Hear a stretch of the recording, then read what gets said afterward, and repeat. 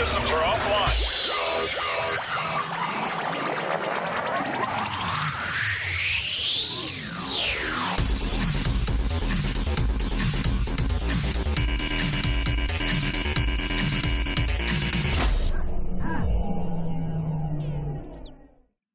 Right, guys. Hello, Facebook world. Hello, big people of everywhere. How are you doing? Hope you're well. Hope you had a great day. It's a Sunday, so we're back into the start of the week again. But anyway, look, we're going to keep you entertained for the next sort of hour or so. We have the one and only, the absolute legend, as we were saying in our introduction, the man with the ponytail, the most famous ponytail in music in Cork for all those years, Mr. Anthony Fleming. If you were ever around when Sir Henry's was there, or Bondi Beach, or even the Goat Broke Loose, legendary DJ sets were played out there. Some of the best well-known DJs got their names and made their dollars in these clubs.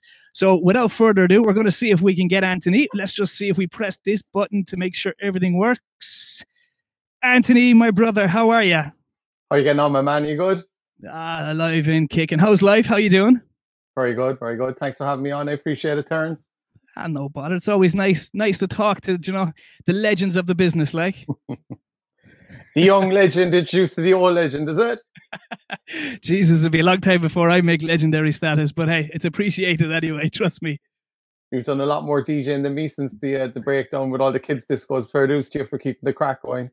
But sure, look, all we got to do, we all have talents. We got to make sure everybody sort of is kept entertained and just kept busy. I think that was one of the things we decided to do during COVID, to keep people entertained. I know you were doing your little bits and pieces around the place as well. I saw you did a little bit of bingo or something like that, wasn't it? Oh no, that was Damien Street, and he's the professional at the bingo. I was doing a catchphrase with my daughter. Oh, catchphrase! That was it. Yeah. How did that go? Obviously, you weren't watching it. I wasn't. No, I wasn't. I'd be guilty. I was probably doing this.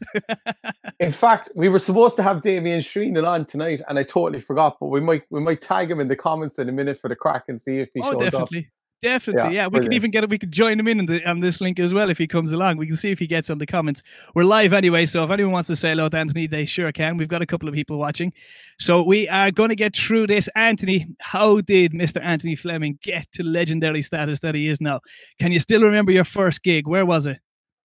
Well, first of all, I wouldn't say I'm legendary status. I've just been around so long that a lot of people have met me. But thank you very much for the legendary phrase. And my first gig, I was a teenager, a Cork Constitution teenage disco, and I was into rap at the time.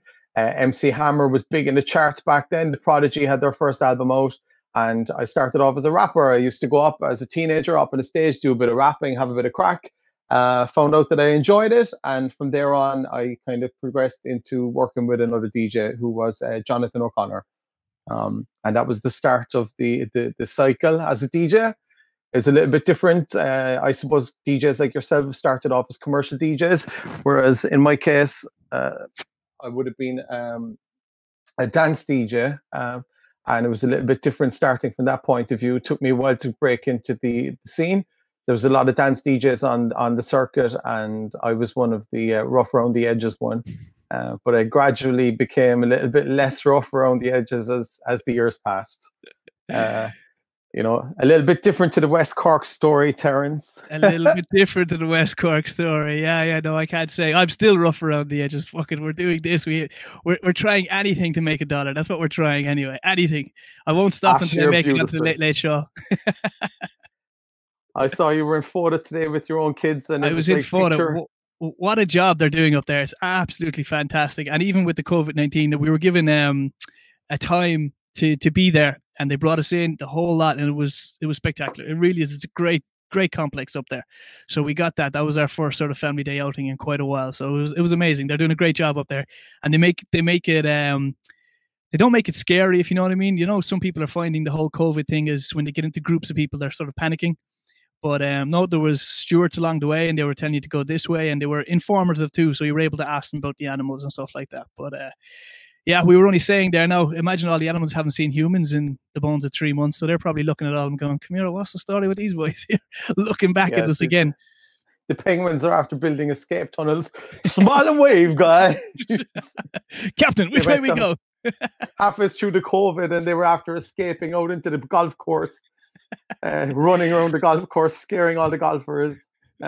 Yeah, I know I was laughing because I mean I saw you with your missus and the girls, and it was like picture postcards. So you're certainly not rough around the edges, Terence. You're Jesus, a good man.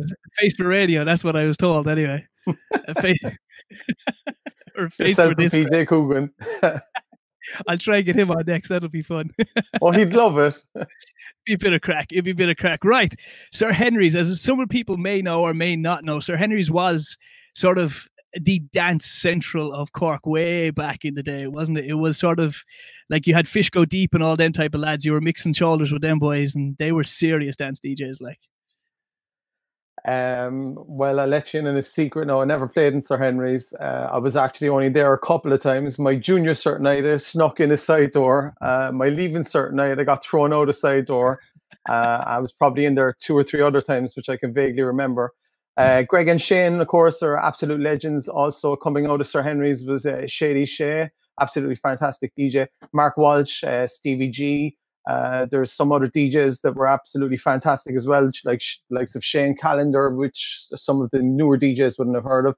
But I'm lucky enough that I'm still friendly with Stevie G, Mark Walsh, and some of the other Henry's crew.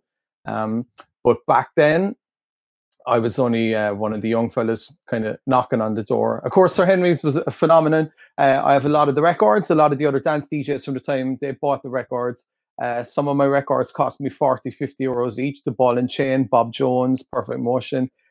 What age are you again, Terence? Do you know any 32.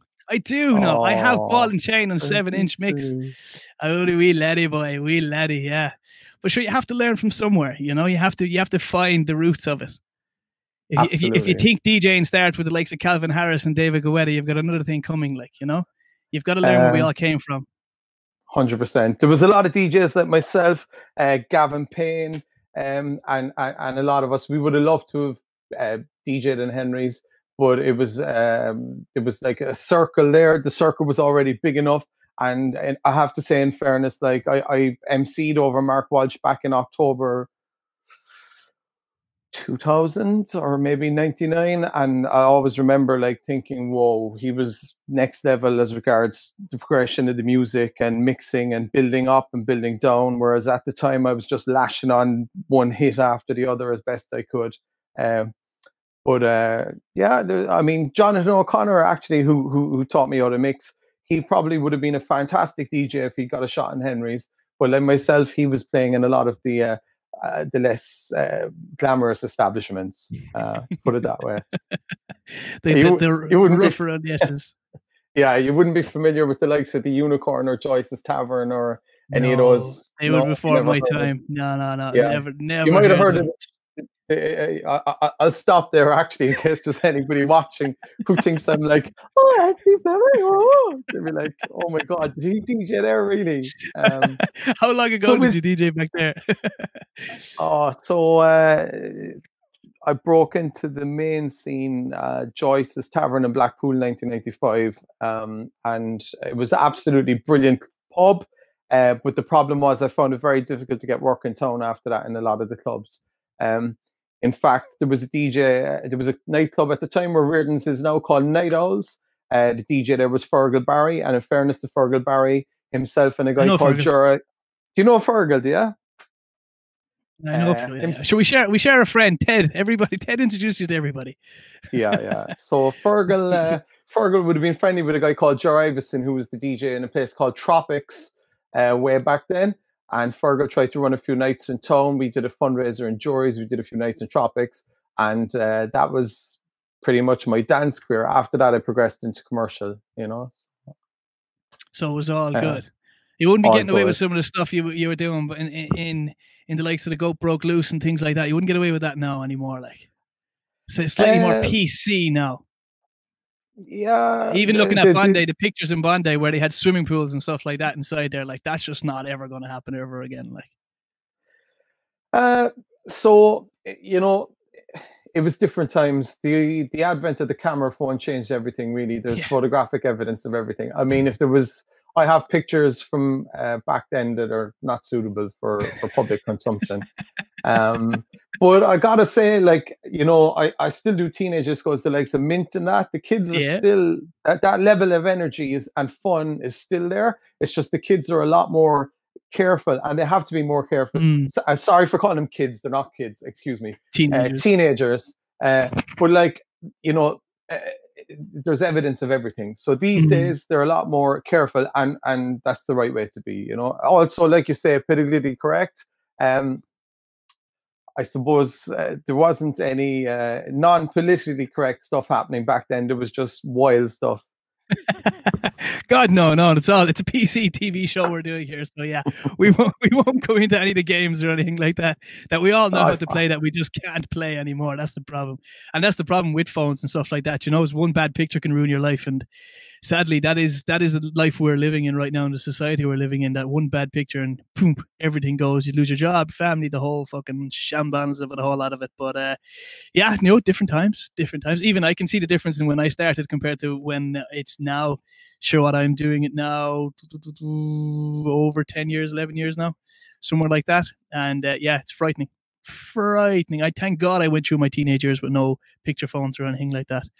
I would have been killed. My mother would have kicked me out of my home in my teenage years if she had seen some of the stuff I got up to. But anyway, did you just say that you're DJing 10 or 11 years? Yeah, must be something like that now. Yeah, I know. Yeah, you've records older than me. I would imagine.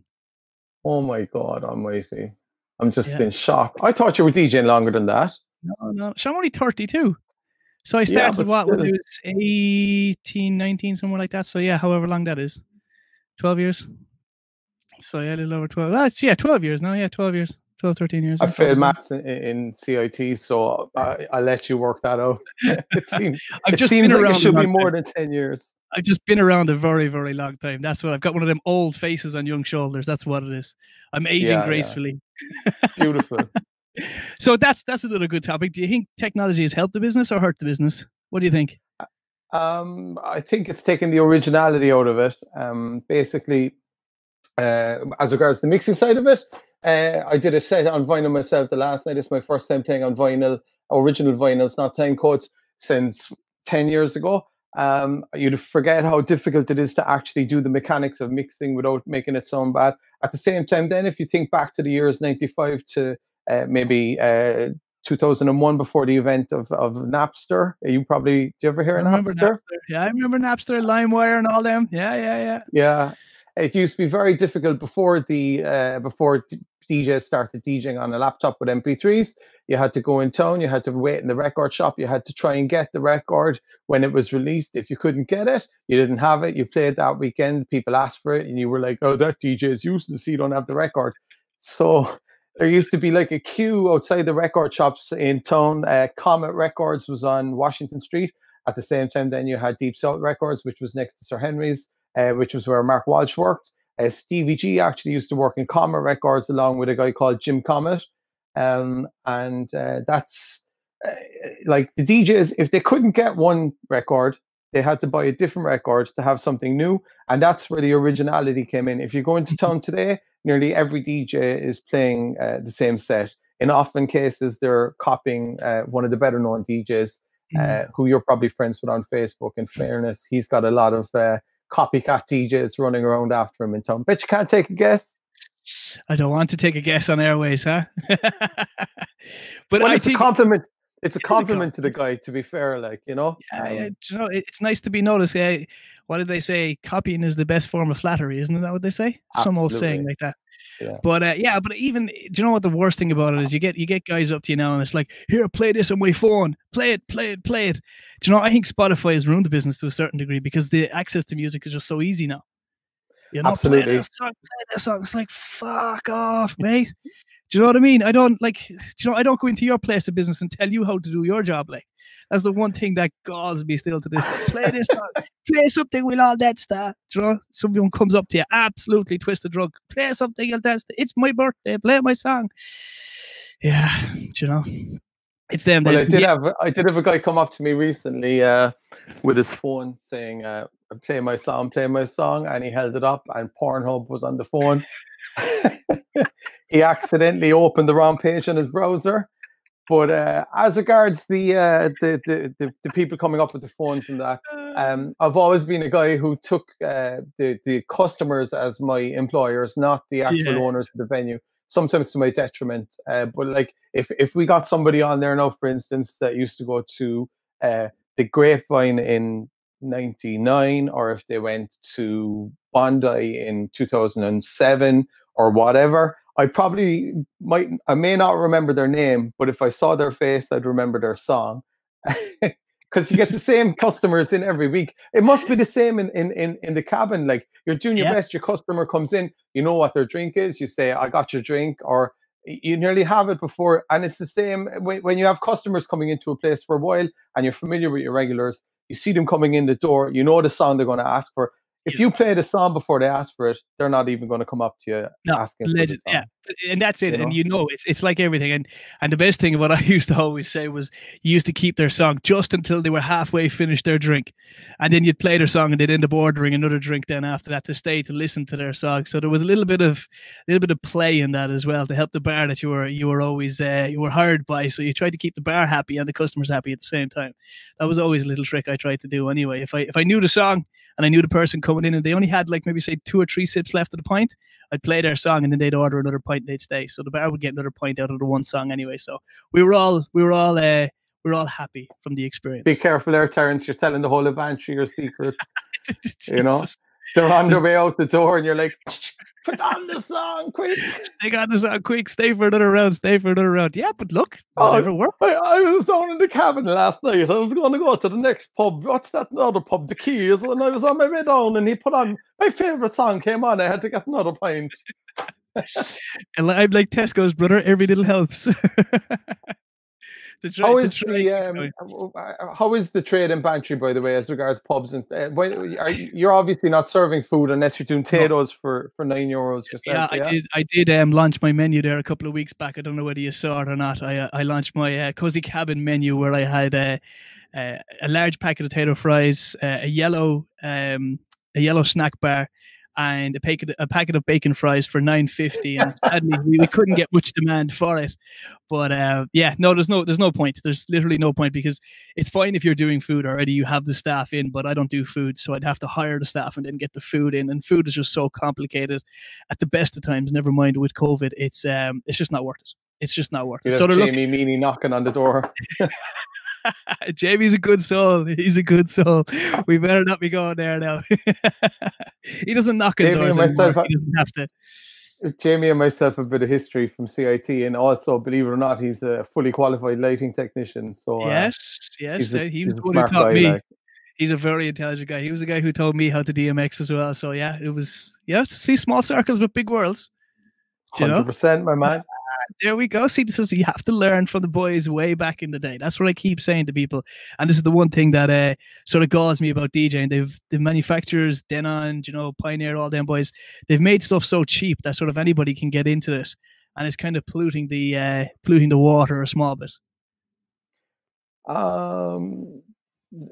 Doesn't bother me really. At the end of the day, I'm very lucky. Microphone skills is something you can't buy in a box. And a lot of the guys that start off, we all started off somewhere. I mean, I started off with 2 tape recorders. I couldn't afford decks first. I found two tapes that would go together. I actually got a loan of records again off Jonathan O'Connor. Bought a few records. I had 1 CD player, tape recorder, record player. And then when the barriers have dropped since the advent of MP3s, but at the same time, a DJ who's good at programming the music mix and also at presenting on a microphone is always going to not worry about some guy that's starting off with a laptop and that's how you get new people into the business. People start, they learn the tricks of the trade, they figure out, I like doing this. A lot of the entry-level DJing is very difficult. You're traveling long distances, doing gigs for small money in pubs, 21sts. And some guys, they instantly start, they think they're going to be Tiesto, and they're not able for the slog that goes with starting off as a raised young room. DJ.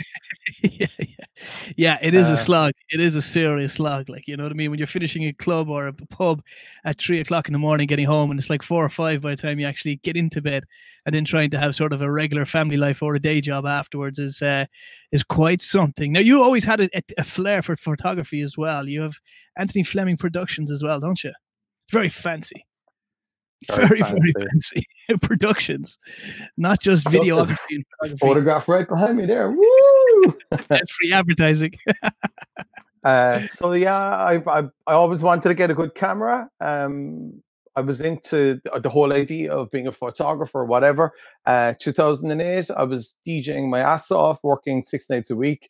I got married. Getting married was super expensive. Said, my God, I got to get into this. So I actually bought some photography stuff, some video stuff.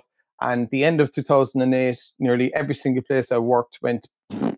It was like, it's going to be like that when this finishes. I was very lucky. I had some of the stuff, started doing a couple of weddings, and it kind of mushroomed from there. I discovered that the photography and video, even though they're very similar tasks, the photography involves a lot of directing. Oh, I'm full screen. Full screen. We can do that as well. Are you doing something funny while it's on full screen? Yeah, like, I got to fix my camera back here. That's why I put you into full screen. So basically, I started doing both when I began. I still do a bit of photography, but I actually enjoy having more fun on the day doing the video. So that's how I ended up doing mostly video. I work with a lot of photographers. They recommend me, so I stopped advertising the photography aspect, even though I have all the stuff. And basically, it's always because you're doing the video, the photographer is directing the people. You end up having a bit of crack chatting to people, which is a bit like DJing, and you can just make the people laugh whilst you're filming, and the photographer is busy organizing everybody. So, like, I'm not a kind of a person that enjoys directing too much, so that's why the video probably ended up suiting me better. And I made a lot of friends in the wedding business. It's a great business. I love DJing, but DJing is very intensive. You're working solo all the time, and there's an awful lot of competition in the whole DJing thing. I wouldn't, even though I'd be acquaintances with a lot of DJs, I wouldn't be friendly with them as in going for drinks and stuff. Whereas with the wedding business, I've made a lot of good friends, and we've had a couple of good nights where there's been no drama as regards like a DJ Christmas party where you've got fellas saying I'm the best at the end of the night. I've never had that with wedding suppliers. Never ever. Everybody's just on the same plane. But see, that's the problem. People get nervous when they get around you. As I said before I came on here, I was like, Jesus, I better check my sound, make sure I'm okay. So even I got nervous talking to you. So yeah, it's that aura. It must be the ponytail. You're like, you got nervous talking to me. To you. Yeah, I said, Jesus, I better make sure everything is set up. My lighting is good. My sound is good. Everything. I was a bit worried. Like, I was like, fuck, he's going to pull me apart here if my sound isn't good. So I was like, I better make sure my sound is good. So yeah, I was a bit nervous. It's my first time ever being interviewed, and it's funny you should mention it because I'm very good friends with Damien Shreenan. Actually, send him a link for the crack. Hold on, let's see if we can get Damien Shreenan on. I don't think I have him on Facebook. I have to sit.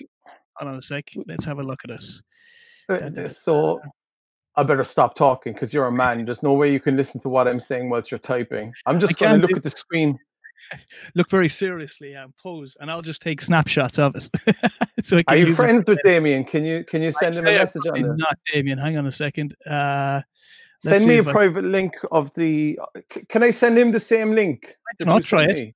I don't know. We'll have to try it. See what happens. I think it's only one person link, but just see if he'll come on. Okay. And if he doesn't, just tell him to befriend me quickly, and I can send him a link because it'd be easier for him to find me than for me to go find him. Okay. So, okay. That's total gibberish.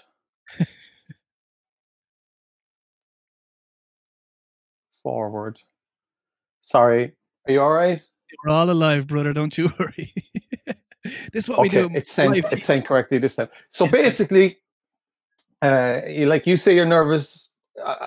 It's my first time ever being interviewed. I was nervous when you asked me to be interviewed. I said, grand. I understand the way it is. I've been trying to make content myself since this all started. Also, I wasn't going to say no to you. I checked some of your other podcasts. You were doing a great job. I said, sure, look what harm.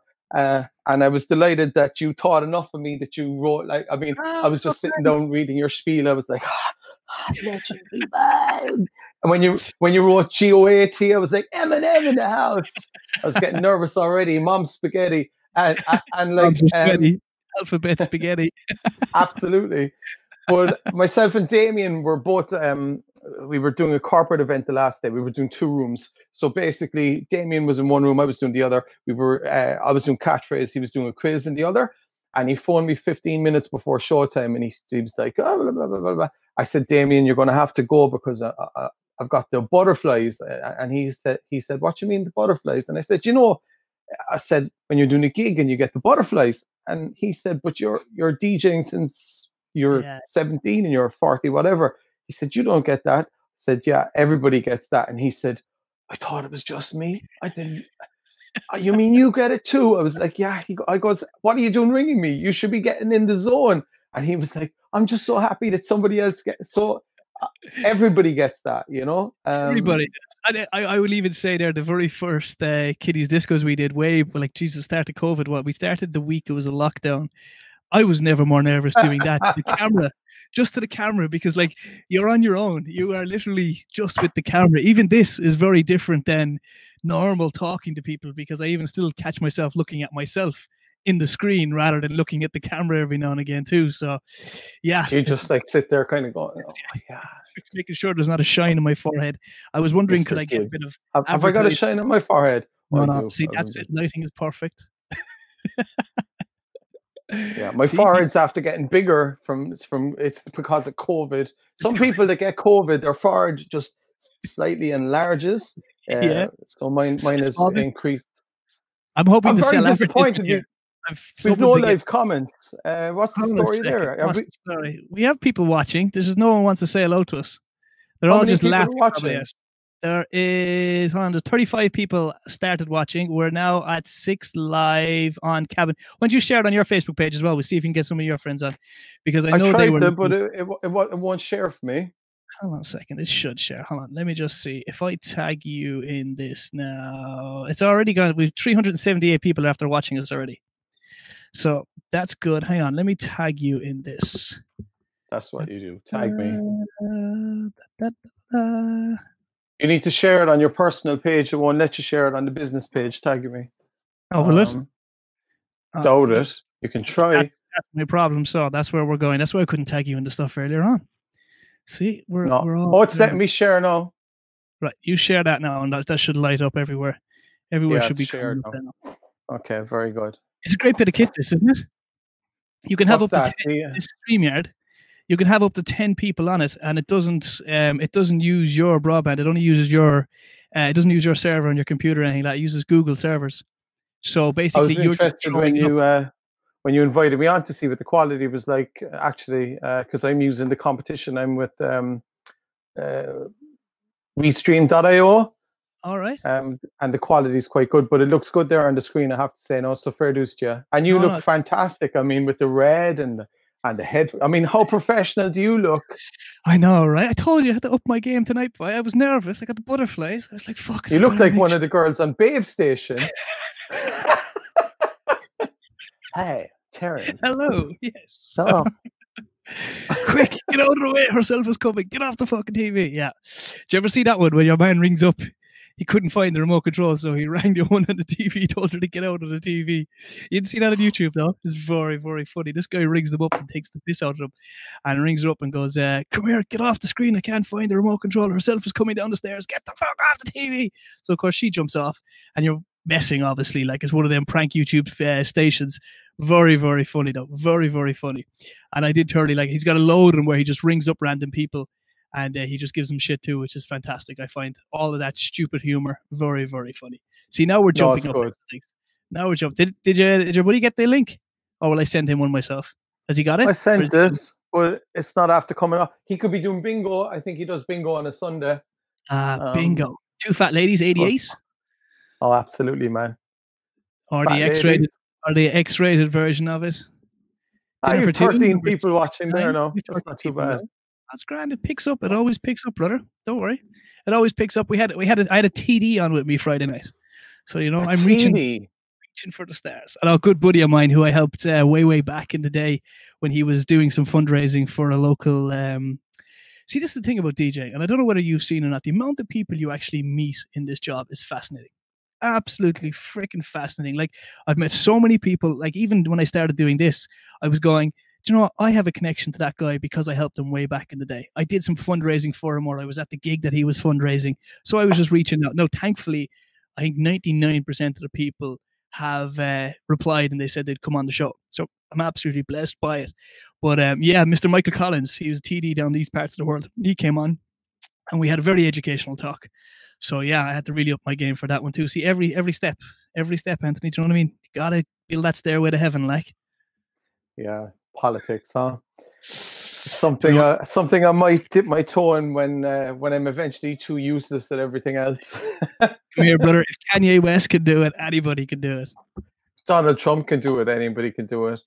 Yeah, we're living in scary times for politics. Although I've been getting a lot of flack, I do think the lads and I did not vote Fine Gael this time around, but I still think that they did well through this crisis. And I'm going to leave it there because I got lambasted online for saying that last week.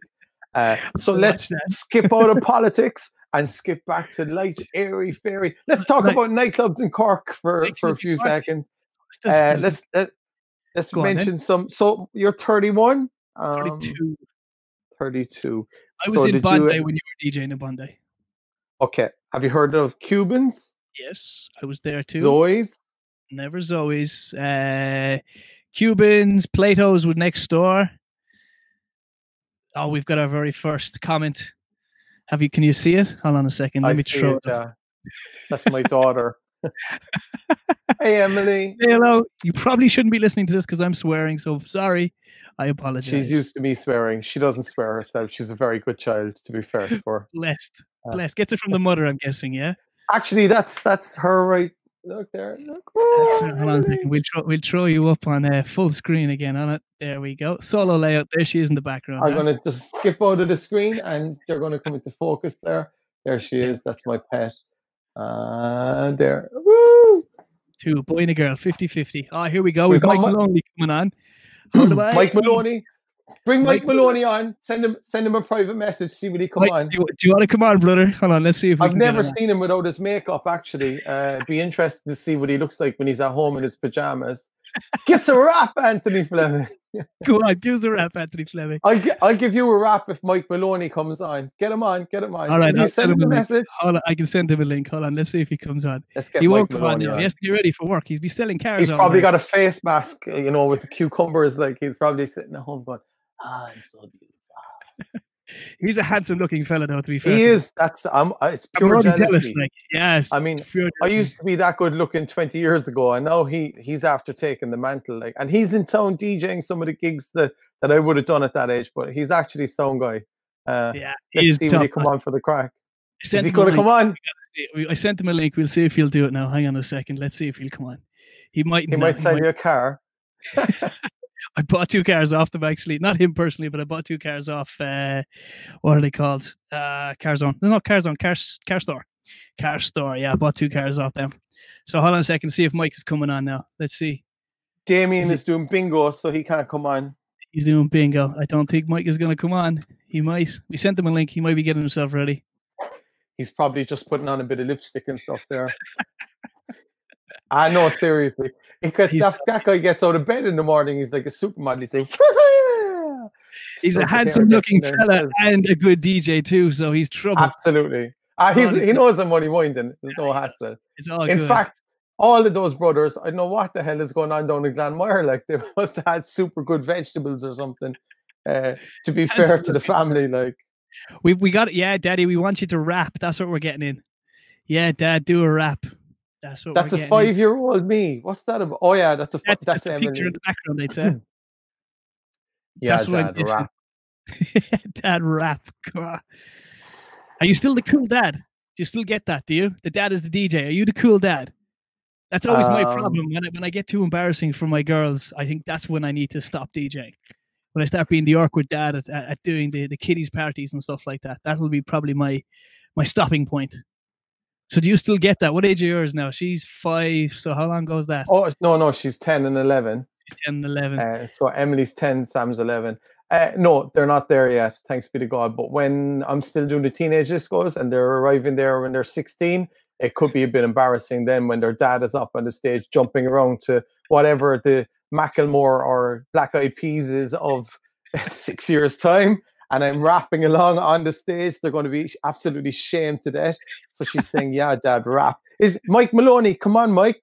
Come on, Mike. We're waiting for you. Let's do rap. We sent you the link. Let's see what the story is. He's not coming back to us. Hold on a second. I'd say Mike was probably just popping in and popping out. I just have a feeling. Yeah, he was coming in, spreading a bit of love, and I'd say he was heading off again there. Now, he hasn't even seen it. So, no. He's popped in, said hello, and popped back out again. So, yeah, That was it. So, it's all been good. We got to talk, honestly, swimming pools and nightclubs. How was that ever a good idea? How was that ever going to work, to be fair to it? So I gotta say, like the nightclub scene in Cork back in year 2000 was absolutely bananas. You could go out in Cork 7 nights a week. There was a choice of 3 or 4 nightclubs. A period came where there was a bit of stagnation, approximately 2006. There'd been a kind of an effort to do something different with Blue Bamboo. It was a fantastic idea. Do you remember Blue Bamboo? I was in college then, yeah. So basically, you had like whatever Reardon's was open and Club Chaos, whatever that was called at the time. It was Gorby's maybe at that stage. Reds, I haven't seen Reds opened. Someone has. Reds was open then as well. But like all the nightclubs. Someone has bought Reds recently, I think. Yeah. Be nice to see that any place open really now at this stage. But yeah, sorry, jumping over. I was remembering. No, you're fine. I was reminiscing my days upstairs. Reds has been bought, and I can't really say who bought it. No. I was only asking to see who bought it. I had a feeling someone had. I was just double checking to make sure someone has bought it. Like that's all. Don't worry, we won't hang anybody out to dry. I'm not involved in it. But so basically, somebody involved with the whole Grand Central social thing, that circle has bought Reds, but there's been a little bit of a parting of ways of some of those at the moment. So I think Reds isn't going to be opening anytime soon, especially after all this. Yeah, I tell you, the clubs are going to hit a massive brick wall now with this, like huge. Yeah. You know what I mean? Like you won't be getting your groove on now with the missuses or anything like that, or trancing your arm with the ladies now with this COVID. If you have to stay a meter apart, it'd be like them old Catholic school dances, you know? The boys are on one side, the ladies on the other side, and you're allowed meet in the middle, and just that's it. Arms only. Yeah. Catholic school dances. What age are you again?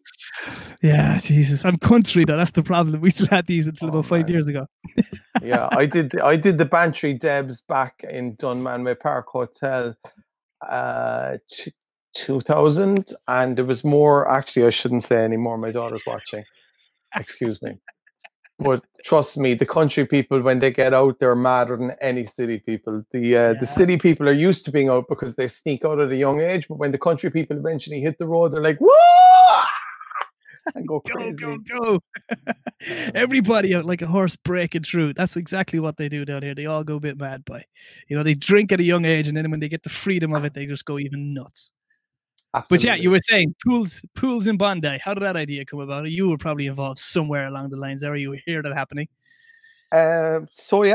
Basically, Blue Bamboo had launched. Blue Bamboo did a few different things. They had dancers, they had dance routines, they had super cocktails. It was a fantastic idea. Unfortunately, the girl that was the person that was in charge of Blue Bamboo at the time, she totally disregarded the advice of everybody in Cork, and she said, we're going to leave everybody in. So when the place opened, it was bananas, and then it was full of scumbags, and basically the place had to close down. So then it relaunched as Earth, which was a dance club at the time, and it's always a bad idea to start off your club as a dance club in Cork, because instantly you get the wrong crew into the place.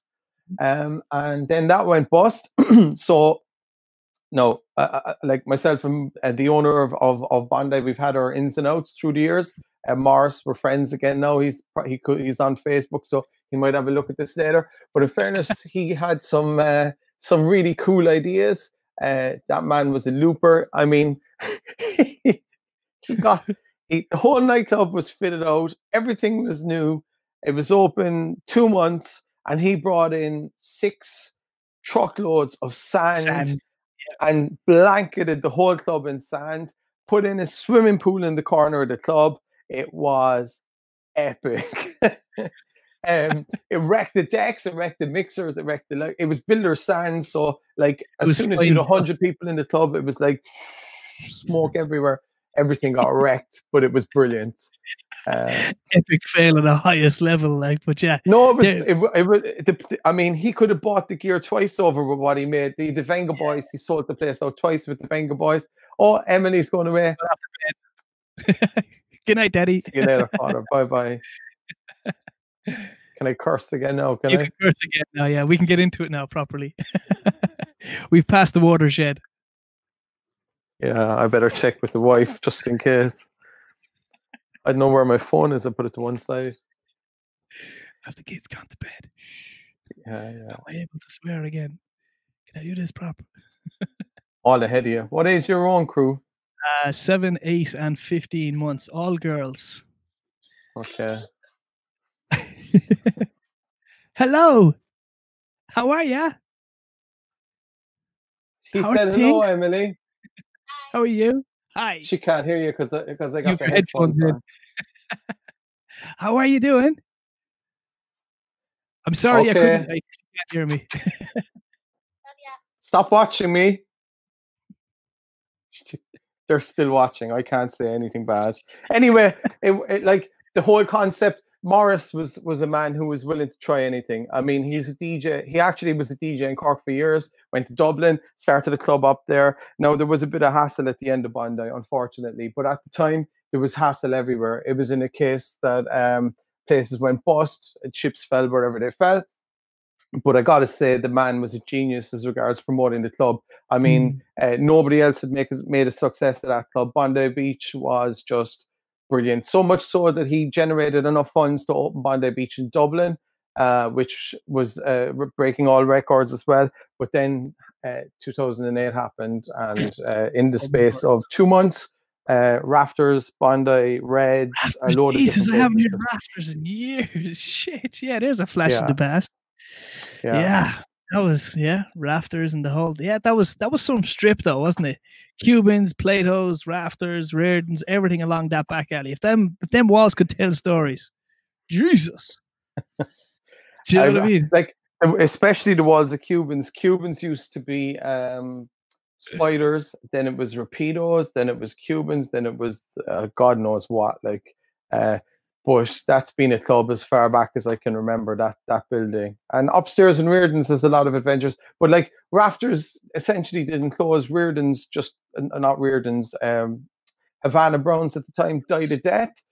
So they supplemented the crowd in Havana Browns with Rafters, which ended up with them amalgamating the two. Then once the smoking ban came in, then of course Rafters became the Secret Garden, and that cleared out Havana Browns again, because basically people these days, when they go clubbing, they want to have a cigarette when they're dancing. If you open a nightclub these days, you don't have a decent smoking area, you might as well forget about it.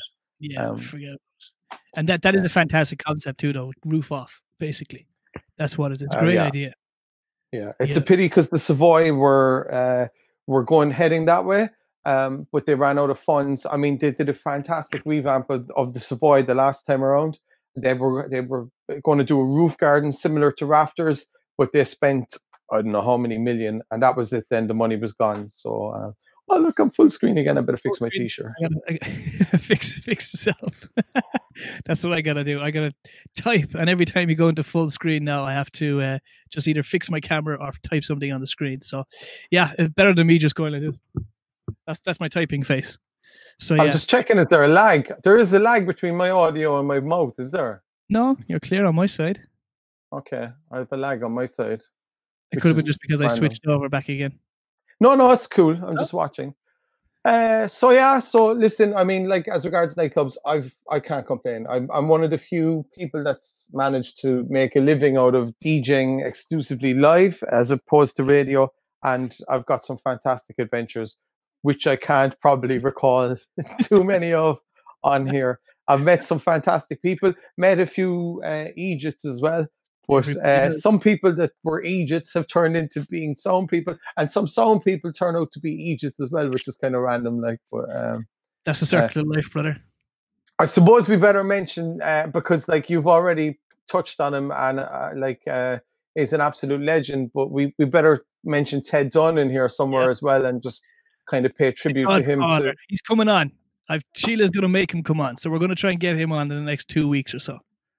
Oh, fuck it, get him on now. He's not. He's in Banna, boy. Banna. He's down in Banna on Mondays.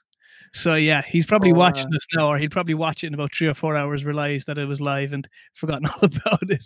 But he's coming on. Sheila said she'll make him, but that'll be a fun interview. The stories he'll have now will be fascinating. He's like myself. He'll have to be careful which stories he recounts. But when I touched on being a dance DJ and trying to get into town, I found it very hard to break the mold of being a dance DJ and getting into commercial DJ. Ted for me back then was Fergal Barry was very helpful to me as well, but Fergal didn't have the resources to break ground for me into new gigs, whereas Ted did. So I just want to mention him and say thank you he kind of helped me along to becoming a more commercial DJ and getting more gigs. So it would never happened except for, like I said, Fergal originally and then Ted as well. So well done, Ted. And Terence, you said well done, Ted, as well. Well done, Ted. Well done, Ted. Where would we be without Ted, huh? Everybody in the business in Cork has to know him, and it's better to work for him than against him. That's what I've learned. It's always Who better works against him? Who can afford it? There's not too many people that can afford it. That's the thing. No, you're wasting your time, boy. More connections than an aircom phone book, eh? Absolutely. Sean O'Mahony's on, so we're going to say hi to Fonzie there. Sean? I can see he's saying sounds good, guys. Do you know Fonzie, yeah? Do I know of him? I don't know him. I know of him. Yeah, see, there's a lot of people. Again, you just meet him through Ted. You go up to Ted's house, and there could be 10, 12 DJs inside there. And you'd be like, yeah. Do you know what I mean? And sure, Ted will end up telling a story that keeps everybody laughing for half an hour and nothing will be done. And, the standard Ted visit that everyone has to go. It's almost like Santa Claus. Everybody's got to go up to Ted's and tell scales and stories. And then he sends you off working. And then that's it then for another year. And then you see him again. Yeah, it's very weird how he works, but it's very good the way he works. It's fantastic. Well, I spent a lot of time up there, but I suppose when the whole wedding thing started for me, I had to spread my wings and do my own thing. Now, myself and Ted are very good friends still, but thanks be to God, I don't be up there on a Saturday at 8 o'clock finding that I'm going to Allihies on a cold, icy night. And you're like, how far is Allihies? Well, you go 2.5 hours to Castletown Bear, and then you go another 45 minutes. And you're like, no offense to anybody from Allihies, by the way. It's a lovely place in the summertime, but in the dead of the winter, I do that now for Ted. He just sends me a text. I cover all this area for him down here, yeah. Do you go to Allihies, yeah? Community hall down in Allihies, boy. What an institution it is. How long does it take you to get to Allihies from Bantry? About an hour. It's not too bad. No way. Yeah. Well, see, I know the roads. It takes an hour to get to Castletown Bear. Nah, it takes 40 minutes to get to Castletown Bear. Have we any cops watching this? Are you driving a fucking a speedboat or a helicopter? I make that in a transit van. If I'm coming from Cork, it's approximately 1 hour 45 minutes to Castletown Bear. I only consider myself halfway when I hit the Uvain Falls. The Ovan. You have to get that right. It's not the Uvain. Ovan. They get very thick about that, boy. Oh yeah. Oh, sorry. That's a GPS. That's a tracking. That's you find anybody. When I was working in a local furniture shop, that was it. That was the GPS tracking system for out that way. Turn left, turn right, or go straight past the Ovan. There are the 3 ways you can go past the Ovan, and you found the house then after that.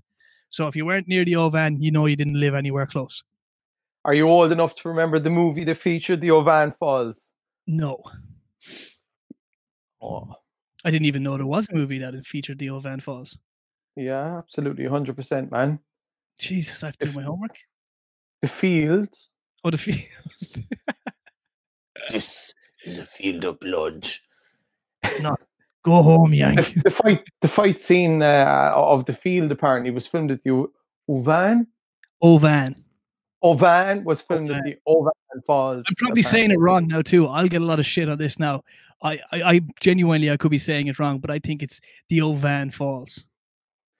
Yeah, I'm not sure. I called it Uvain because Ouvane.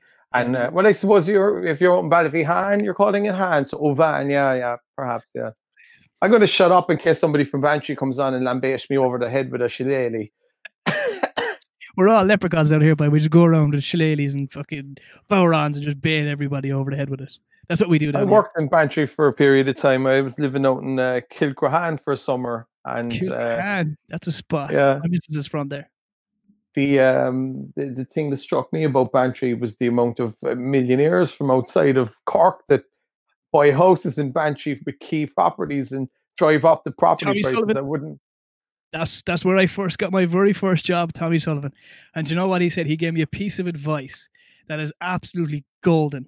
He says, because actually he was the man who got me, and that's what I went and studied in College of Com, was auctioneering, estate agency and valuation. Oh, really? Yeah, that's what I went to college for, and I was working with him. But he gave me a golden rule. He says, you sell to the woman and the man will follow. Instead, 100%. He was an intelligent guy. He should have done weddings. Sell to the woman and the man will follow, and that will stick to any man in the sales game or any woman in the sales game. Sell to the woman, the man will follow. That's what you got to do. When I get a groom phoning me, I instantly assume it's a gay wedding because it's never ever the guy that rings. Like, I mean, it's like if a guy rings me and says, "Oh, how's it going? I got married on the 17th of June, 2020." I say, "Oh, yourself and your partner." If he says it's in a church, I'm like, "What? What's going on there?" That's very stereotypical now. Very stereotypical. Not at all. Not at all. It's just a case that listen. Any man will tell you that when it comes to some things, women are better organizers, and that's paying tribute to a gender, not gender stereotyping. But as regards weddings, like it's 95% the girls that are organizing everything, you know. But a phone call in your hand there now, I'd say you could organize a wedding fairly sharpish.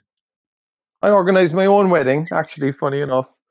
I got a few funny looks as well, so it's not me who just sees it as a stereotype. When it was ringing up people, they were like, we actually had a fantastic wedding. I learned a lot from, and in fact, it's funny because I've done some amazing gigs for Peter Kelly, who'd probably be better known as Weddings by Frank, and he goes off the same stereotype, but he's Court McSherry. He's as straight as a die. But it just goes hand in hand with the wedding scene that you have to have a little bit of flair or femininity or whatever, you know. I learned so much off him for our wedding. I was like, okay, we're going to do this. And we did, and we saved a load of money, and we had a fantastic day. And we had a good couple of bands as well, who helped us out, fair dues to them, like the Boogie Band, Bog the Donkey popped in as well. We had Bog the Donkey on the podcast. We had Pat on because we couldn't get the rest of them. They were all in quarantine. So yeah, we couldn't get the rest of them. Being donkeys, they have to go to quarantine. We had to put them in the sanctuary. They're lads.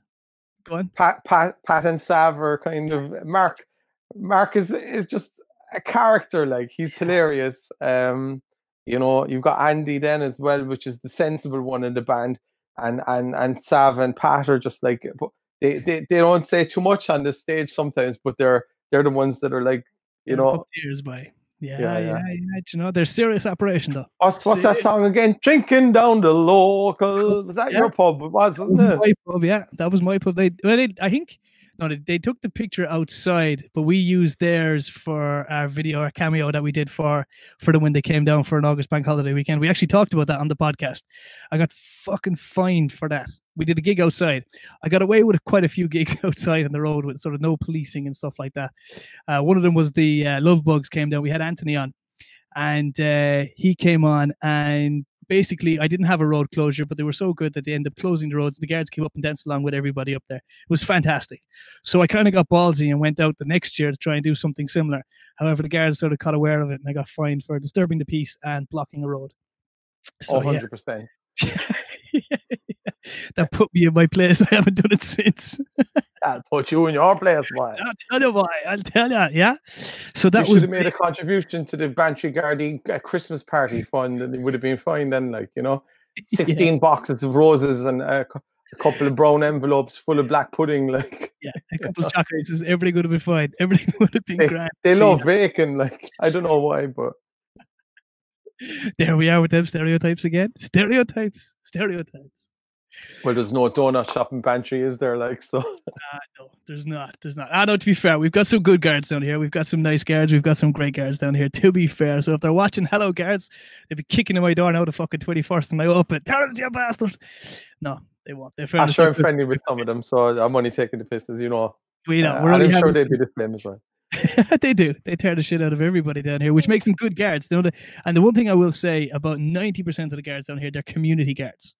As in, they get to know the community. As in, they don't catch any criminals. They just go to Kaylee's and dances and stuff. You're fucking. I'm a community guard. I'll get in there and I'll be there for the dance. But no, I can't have a drink when I'm on duty. No, not at all. You're hanging me here. Absolutely fucking hanging me here. I was saying that as a compliment to them. 100%. They're good. They're good people. They actually need more because there's not enough in the country areas. The I know that their remit in Bantry goes like, Jesus, Castletown. And on the other side, then they're going out as far as Dunmanway. I think Bandon and Bantry cops meet in Dunmanway. So if anything, they need more. So the community in the country towns is superior to the city, and the cops, to be fair, are a big part of that. So I'm with you 100%. If only they'd allow a couple of more street festivals per year from unlicensed events, then they'd be the best ever. Then it'd be legendary status. We'd have to get you down then. We call it the Legends Festival. Right, so we're going to get this and we're going to wrap it up because I know you're busy and I know you want to sit down with yourself, because the kids are gone to bed. We know how you old people do it. You put your feet up, watch the repeat of the Late Late Show on Friday night because you've missed it.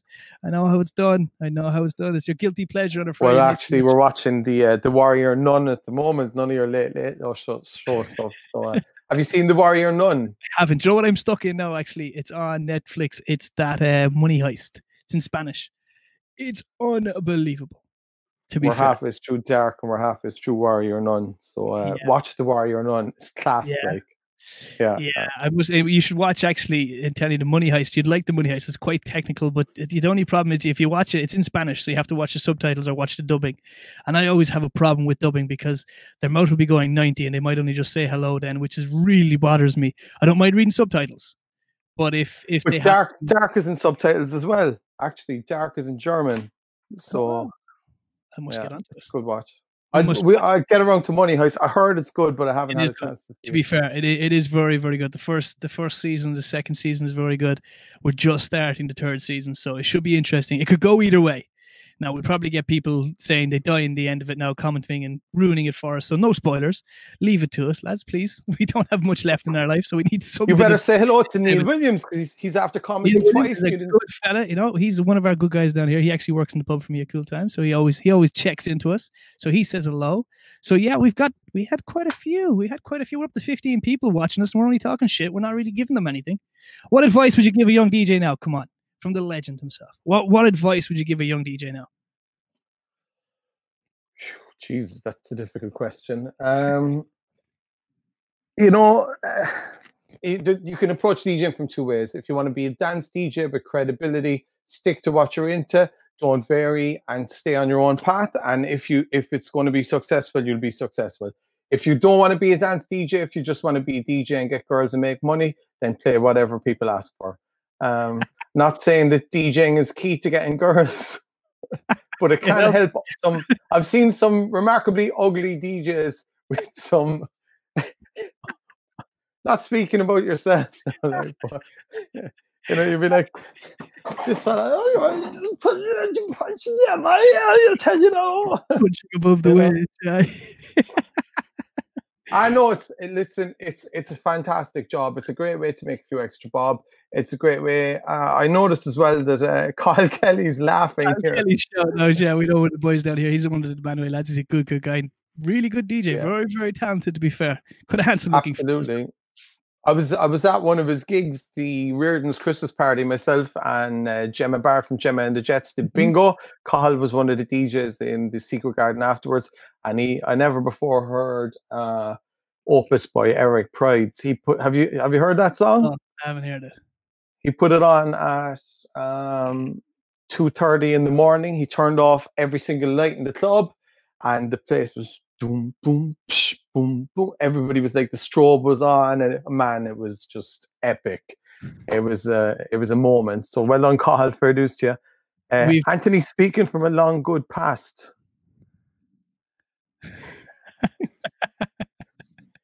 Experience. I've been very lucky. Actually, the only thing I would say about DJing is it's a very difficult business to try and maintain a relationship, because you're working, yes. You're out late at night, as we've touched on, for the ugly fellas trying to get girls and that as well. So I just want to say that like anybody that is good enough to put up with the shenanigans that goes with DJing is a legend. Like my wife, to be fair to her, is she's a good woman, like, and she used to be my sidekick. Have you been through that phase where your missus goes with you in the car, like, for what? You never dodged that bullet? Oh yeah, like, I mean, it was a big thing back in the day, like, don't bring your girlfriend to the gigs, but like I used to bring Fiona with me a lot, like, and then she got sick of it. No, she won't go. Like, the gig finishes at 2:15 and she's on the phone at 2:45 saying, "Where are you?" And you're like, "I'm still stripping the gear." Like, I mean, anybody not in the business does not understand how long it takes to take down the speakers, wind the wires, put the stuff, especially a wet night or something. Yeah, like, and it's never quick enough for a partner. It never is quick enough for a partner. Like I said, it could take you 4 hours to get to a venue, but they expect you home. You finish at 2:00, they expect you home at 2:30. Simple as. Forget the travel journey, forget the loading, everything. You have to be home within 5 minutes. Well, I used to get home a lot faster till they brought out the speed vans, and they could be on the road 5:00 in the morning. You could pass one. So I do. They are doing what they're supposed to do. They have slowed me down. I have no penalty points. Touch wood. Have you penalty points? I had 9 at one stage. That was that driving down to Castletown part. See? Jesus. 9? 9, yeah. I got 6 off one guard. A very funny story, but he didn't find it funny. I found it very, very funny. He didn't. So that's why I ended up with 6 from one guard. Yeah. I was very pissed off about it. Yeah. I had a cop one night following me when I was doing the Haven in Tralee, and I came down over the county bounds at the Kismet Cottage, and he didn't catch me till I got to Kerryway. So we passed through 3 townlands, and at the time it was a €50 on the spot fine. So I got a couple of on the spot fines in one go. That was before penalty points, though. What happened to me was I've only ever got points in Bantry. All my traveling, I've only ever got points in Bantry. I was driving around the square, and there was an undercover car sort of parked, and I wasn't driving fast. Now, I was on the phone. That was my problem. That's my big guilty thing, is being on the phone. Now I've got hands free, so we're all good, right? But I was on the phone anyway, driving the transit van, coming around the corner. Suddenly the guards lit up behind me. So I was like, what the fuck's guards doing behind me? So threw the phone down, thought nothing of it. I said, there's no way they could have caught me on the phone. Absolutely no chance at all. So came up along, pulled in a small bit, thinking the guard was going to overtake me and drive up the road. So he couldn't pass me, I thought. So I took off up the road again with the fucking speed of lightning, thinking that I was blocking him in. So I pulled in sort of a little bit more this time. And again, he sort of pulled up behind me. And I was checking my mirrors going, Jesus, this guard has to be able to pass me now at this stage. So I kind of beeped him like that, expecting him to sort of overtake me, not knowing that he was actually stopping me. So he said it came to a stop. And of course, then I sort of looked and says, hang on a second, he still can't pass here. So I took off up the road again. So eventually, anyway, I made it back to a massive lay-by, like a proper car park, pulled into the car park. And then I was sort of expecting him to sort of pull off up behind me, and think to myself, no, this is definitely gone.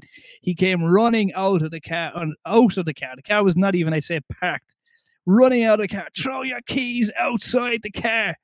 Full search of the vehicle, the whole lot. And I only said to him, I was laughing. I said, sorry, I genuinely thought you couldn't pass me. He thought I was trying to flee him. So yeah, he did me for no seatbelt and talking on the phone. So that's how I got 6 points back about 7 years ago, 5 years ago, 7 years ago. Yeah. So yeah, quite a bit of time ago. Yeah, I got 6 in one sitting. And then I had 3 for speeding. So I was on 9. So I was very close to losing my license. But hey, we didn't do it. It was all good. We kept it. I only have 3 now. So that was okay. I'm back down to 3. Jesus. I had a similar experience with the cops up in Kanturk, and when I explained what was going on, they left me know. So you've got They them were like, bright eyes, like, you know what I mean? You've just got that puppy dog look that you can just look at them and go, here, come on. oh yeah, actually, I made friends with a guard. God rest him now. He's passed away since, up in Boherbue. Jim was his name, and it's a long story. His kid was at a teenager school in Cork, and the kid got hopped. And I intervened. I saved the young fella from getting a hiding. And when the disco finished, I was called out to the door by the security. They said, there's a guard outside looking for you. I was like, Jesus, what's going on? So when I went out, he was after coming down from Boherbue in uniform. He was a sergeant. And he met me at the door and he said, look, I'm just letting you know that was my son you saved and whatever. But he used to just randomly wait outside the nightclub in Newmarket, and I'd be on my way home and he'd just follow me, pull me in. And then I'd pull in and he'd go, gotcha. He used to just do it for the crack. I'd be like fucking cops again. He was tapping regular. So like it ended up eventually like that. I just if I saw lights behind me, I just laughed. I never. Yeah, it was so serious. We had a great working relationship with the guards up there for years, to be fair, and it's been I have to say I've had some great times in that club. It's a pity at the moment there's a bit of hassle, but hopefully they're going to sort it out, because like a lot of the clubs I've worked in have passed through different hands and closed down. The Highland in Newmarket is still rocking after all this time. I mean, it's open since before I was born. Like, I'm full screen again. You fixed your microphone again. I'm gonna fix myself, get my makeup right. Okay, when you're fixed, I'm gonna go, because we're on for an hour. Yeah, see, that was quick, wasn't it? What have we been talking about? Yeah, that's what you say to your missus all the time. I heard that. Yeah. We have to do our 30-second rapid fire round, though. This is the This is the hard part, right? So, Mr. Anthony Fleming, we have 10 questions. You have 30 seconds to answer them, and we need them quick, fast as lightning. So you ready? What's the prize? What's the prize? You'll just get nominated at the end of the year when I do like a collage of all my heroes from my Cabin Fever podcast days. So I'm nervous now. Am I going to give genuine answers, or is it like a quiz? Or this is more serious than the Leaving Cert is this year. How about that? Leaving Cert was shit this year, so that can't be too serious. Go on, go for it. Go for it. Right, 10 quick fire. We got to wait for it now. Phone call or text message? Phone call. What's your favorite movie? Gladiator. McDonald's or Burger King? Actually, Forrest Gump. Excuse me, Forrest Gump. McDonald's or Burger King? McDonald's. On a scale of 1 to 10, how good of a driver are you? Oh, Jesus. 8. What's the strangest place you've made a phone call? I can't answer that on public television. The person you'd like to have dinner with, dead or alive?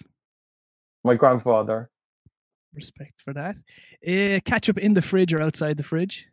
In the fridge, of course. What kind of a freak keeps ketchup anywhere else? To live forever or have the power of invisibility? Neither, because they both suck. You've got to get a better question for that one, Terence. Do you eat soup or drink it? Both. Just eating and drinking it. It depends on what type of bread you have. And what's the one thing that annoys you the most in the world? Oh, noisy eaters. When you're sitting next to someone, they're like,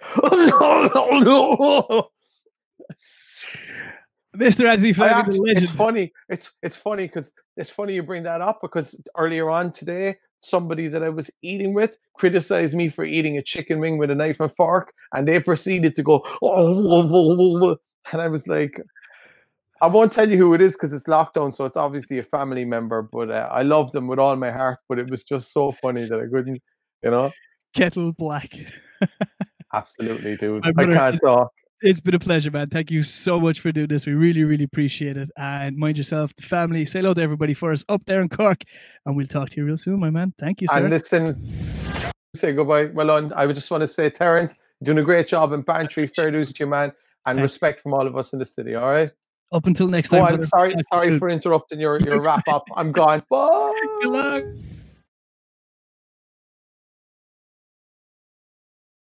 Systems are off.